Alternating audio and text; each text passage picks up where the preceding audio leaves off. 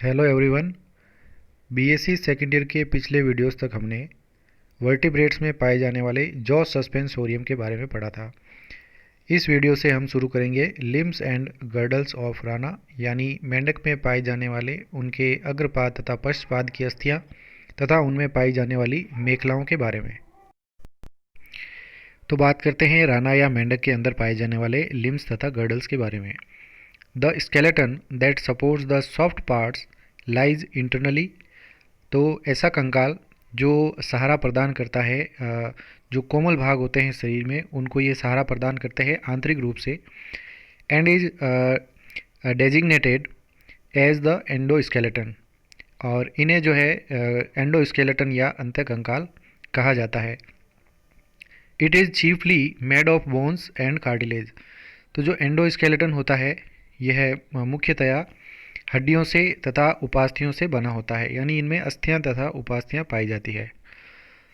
These two structures are jointed with one another to form the internal framework. तो ये दोनों ही संरचनाएं यानी कि बोन्स और कार्टिलेजेस ये आपस में जुड़ के एक दूसरे से आंतरिक जो इनका ढांचा है वो बनाती है सभी वर्टिब्रेट्स के अंदर। The endoskeleton is described under to topics. तो जो अंतः कंकाल होता है उन्हें दो मुख्य टॉपिक्स के अंतर्गत डिस्क्राइब किया जा सकता है। वर्टिब्रेट्स में पहला आता है इनमें एक्सियल स्केलेटन, यानी इन्हें कहते हैं अक्षीय कंकाल।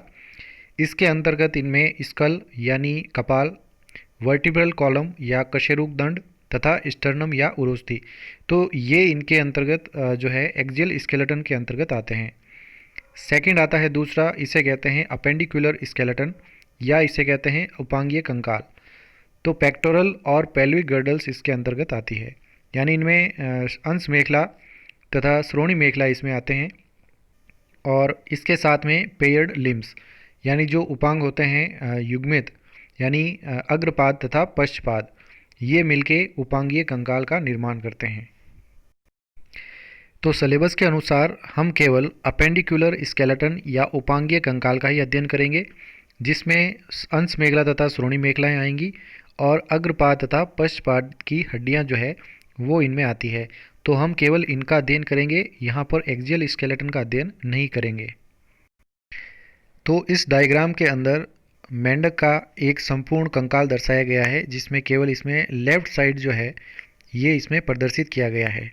तो संपूर्ण कंकाल इस प्रकार से होता है। तो एक्सियल स्केलेटन के अंदर इनमें जो क्रेनियम होता है और इनकी जो वर्टिब्रल कॉलम होती है ये आती है इसके अंतर्गत, जबकि हम अध्ययन करेंगे इनके गर्डल्स का, यानी इनकी पेक्टोरल गर्डल और दूसरी आती है pelvic girdle.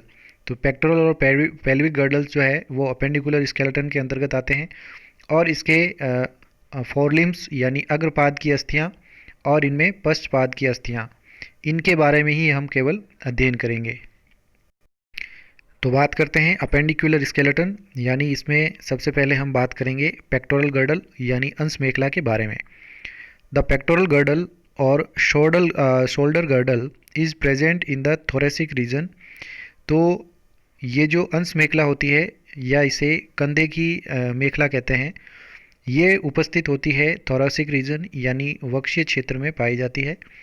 And provides attachment to fore limbs, यानी ये जो पेक्टोरल गर्डल होती है ये अटैचमेंट के लिए सतह प्रदान करती है अग्रपाद को, और उनकी मसल्स या पेशियों को ये सहारा प्रदान करती है। तो यहाँ पर इनमें अग्रपाद की अस्थियाँ जो है पेक्टोरल गर्डल के साथ में जुड़ती है। It also protect the inner softer parts of the thorax. तो ये जो अंश मेखला होती है ये आंतरिक जो कोमल भाग होते हैं शरीर में जो इनके थोरेक्स रीजन में पाए जाते हैं, तो वक्षीय क्षेत्र में पाए जाने वाले सभी सॉफ्ट पार्ट को ये सुरक्षा प्रदान करती है। It consist of two similar halves united mid ventrally and separated dorsally. ये दो समान भागों से यानी समान अर्धांशों से बनी होती है।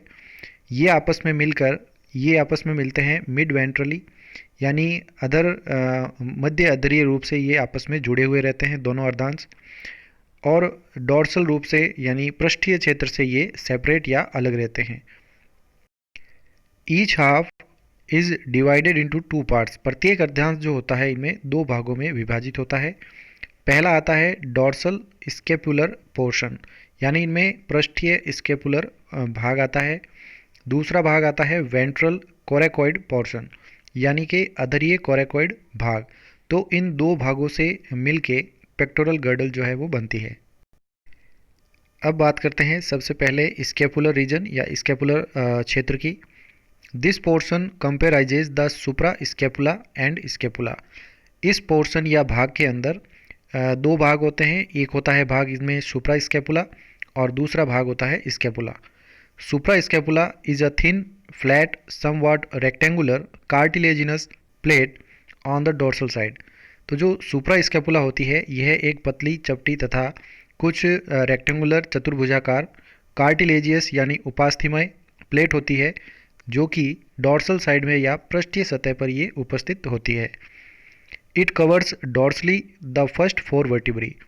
तो ये पहली जो चार वर्टिब्री या कशेरुकाएँ जो होती है, जो इनके डोर्सल साइड में यानी पृष्ठीय क्षेत्र में पाई जाती है, ये उनको कवर करती है, यानी चार वर्टिब्री तक ये फैली हुई होती है। It's free margin is calcified. इनके जो स्वतंत्र किनारे होते हैं ये कैल्सिफाइड यानी कैल्सीभूत होते हैं, कैल्शियम से बने हुए। And the lower part articulating with the scapula is bony. और इसका जो निचला भाग होता है ये जुड़ता है स्केपुला अस्थि के साथ में, जो कि एक बोनी होती है, यानी इनमें अस्थि जो है वो पाई जाती है। तो स्केपुला जो है इसका अस्थिल भाग है। At its posterior and is present a glenoid cavity. इसके पोस्टीरियर सिरे के ऊपर यानी पश्च सिरे के ऊपर एक ग्लिनोइड खांच या कैविटी पाई जाती है। Into which articulates the head broad towards the end and narrower in the middle. जो कि ये जुड़ती है हेड के साथ में, जो इसकी ह्यूमरस की हेड होती है उसके हेड के साथ में जुड़ती है, और इसका जो एंड है वो संकरा होता है मध्य में। दूसरा क्षेत्र आता है इसका कोरेकॉइड पोर्शन, कोरेकॉइड क्षेत्र इसका। The coracoid portion comprises the clavicle, coracoid, pre coracoid and epicoracoid. तो कोरेकॉइड इसका जो क्षेत्र होता है इसमें चार भाग होते हैं, जो यानी कि चार इसमें अस्थियाँ या उपास्थियाँ होती है, जिनमें क्लेविकल होती है, कोरेकॉइड, प्री कोरेकॉइड और एपीकोरेकॉइड अस्थियाँ पाई जाती है। क्लेविकल जो होती है इसे कॉलर बोन भी कहते हैं। स्लेंडर रॉड यानी एक पतली रॉड के समान अस्थि है। एंड कोराकॉइड जो होती है ये डंबल शेप की होती है। ये आपस में मिलती है मिड वेंट्रली यानी मध्य अधरीय रूप से ये आपस में जुड़ी हुई होती है विद द स्टर्नम, यानी उरोस्थि के साथ में ये दोनों ही अस्थियां जुड़ी हुई होती है। एंड देयर इक्वलेंट पार्ट्स, और इनके जो समान भाग होते हैं या अर्धांश जो होते हैं, other side by a strip, दूसरी ओर से ये एक पट्टिका के द्वारा आपस में जुड़े होते हैं, जो कि उपास्थि की होती है। उसे हम एपीकोराकॉइड उपास्थि कहते हैं। तो मेंढक में पाई जाने वाली पेक्टोरल गर्डल जो होती है और स्टर्नम यानी उरोस्थि जो होती है वो वेंट्रल व्यू से इस प्रकार से दिखाई देती है। तो ये जो लंबी अस्थि जो होती है ये इसकी स्टर्नम है। क्लेविकल जो होती है ये इसकी कॉलर बोन या क्लेविकल बोन कहलाती है। ये इनका स्केपुलर रीजन है, यानी इनमें स्केपुला जो है ये उपस्थित होती है। इसमें सुप्रा स्केपुला यानी स्केपुला के ऊपर पाई जाने वाली अस्थि स्केपुला होती है। बीच में जो है इनमें पाई जाती है स्केपुला अस्थि, और इनके मध्य में एक खांच होती है जहाँ पर ह्यूमरस जुड़ती है, उसे ग्लिनोइड कैविटी कहा जाता है। अब इनमें ये जो प्रवर्ध निकले होते हैं उन्हें कहते हैं कोराकॉइड प्रोसेस। ऊपर की ओर यहाँ पर प्री कोराकॉइड होती है और यहाँ पर ऊपर और नीचे एपीकोराकॉइड अस्थियाँ होती है। तो इस प्रकार से इनमें इनकी जो पेक्टोरल गर्डल होती है वो प्रदर्शित होती है मेंढक के अंदर। अब बात करते हैं मेंढक में पाई जाने वाली पेल्विक गर्डल यानी श्रोणी मेखला के बारे में। इन frog the pelvic girdle lies in the posterior reason of the trunk. तो मेंढक के अंदर जो पेल्विक गर्डल होती है या श्रोणी मेखला जो होती है ये पश्च भाग में पाई जाती है, इनकी धड़ के यानी धड़ के पश्च भाग में इनके पेल्विक गर्डल उपस्थित होती है। It gives support to the hind limbs, और यह जो है पश्चपाद को सहारा प्रदान करती है। इट इज़ वी शेप्ड, इसका जो आकार होता है वो वी आकार का होता है। And composed of two similar halves, और यह दो समान अर्धांशों से बनी हुई होती है। Each of which is known as os innominatum, और प्रत्येक अर्धांश को जो है ऑस इनोमिनेटम कहा जाता है। Each os innominatum is composed of three bones, तो प्रत्येक ऑस इनोमिनेटम जो होती है इनमें तीन अस्थियां पाई जाती है, यानी ये तीन अस्थियों से मिलकर बनी होती है। इनमें होती है इलियम, दूसरी होती है प्यूबिस, और तीसरी होती है ischium, which form the disc and the acetabulum. और जो इनमें ये जो अस्थियां होती है तीनों मिलके एक डिस्क के समान जो है वो सतह बनाती है, और एक एसिडेपुलम यानी इनमें एक गर्त बनाती है या खड्डा बनाती है, जहाँ पर फीमर जो है आकर जुड़ती है पैर की अस्थि। इलियम इज ग्रेटली इलोंगेटेड, इनमें जो इलियम होती है अस्थि ये अधिक लंबी होती है, इलोंगेट होती है। And forms the major part of each os innominatum, और ये इनका जो मुख्य भाग होता है, यानी प्रत्येक जो अर्धांश है पेल्विक गर्डल का ऑस इनोमिनेटम, इसके प्रत्येक भाग का ये मुख्य भाग जो है ये बनाती है, यानी ये सबसे बड़ी अस्थि होती है ilium. It runs forward to meet the transverse process, और ये आगे की ओर जो है बढ़ी हुई होती है, इनका क्षेत्र जो है वो आगे की ओर बढ़ी हुई होती है, और वहाँ पर ये एक ट्रांसवर्स प्रोसेस यानी एक अनुप्रस्थ प्रवर्ध इसमें निकला होता है ऑफ द नाइन्थ वर्टिब्रा, और ये नौवीं वर्टिब्रा यानी कशेरू के साथ में जाके मिलती है। It bears a prominent dorsal vertical ridge the iliac crest, इनमें एक स्पष्ट डॉर्सल वर्टिकल रिज या पृष्ठीय अनुदैर्ध्य खांच पाई जाती है, जिसे इलियक क्रेस्ट या इलियक खांच इन्हें कहा जाता है। Both the Iliya fuse posteriorly, दोनों ही इलियम जो होती है ये पीछे की ओर से पश्च भाग से आपस में संगलित या फ्यूज होती है। And form the anterior and upper half of the disc, और ये एंटीरियर तथा यानी आंतरिक तथा ऊपरी अर्धांश जो होते हैं डिस्क का वो बनाते हैं, और इसके एसिटेबुलम का भी भाग ये बनाते हैं। प्यूबिस इज मच रिड्यूस्ड, इनमें प्यूबिस अस्थि जो होती है वो बहुत ही अधिक अपहासित होती है, यानी बहुत ही छोटी इनके अंदर पाई जाती है। It is a triangular piece of calcified cartilage, यह एक त्रिकोणाकार टुकड़ा होता है एक कार्टिलेज का यानी उपास्थि का, जो कि कैल्सीभूत होती है। तो कैल्सीभूत उपास्थि का यह एक त्रिकोणाकार टुकड़ा होता है, forming the central part of the disc, और ये डिस्क का मुख्य यानी केंद्रीय भाग बनाती है। Small part of the acetabulum, और एसिटेबुलम का ये एक छोटा सा भाग बनाती है। तो ये दोनों ही भागों के अंदर पाई जाती है। Both the pubes are also fused, दोनों ही प्यूबिस जो अस्थियाँ होती है ये आपस में फ्यूज्ड या संगलित होती है। इस्चियम इज लार्जर, इनमें इस्चियम अस्थि जो होती है वो अधिक बड़ी होती है। एंड स्लाइटली ओवल बोन, यानी ये थोड़ी सी अंडाकार जो है अस्थि दिखाई देती है।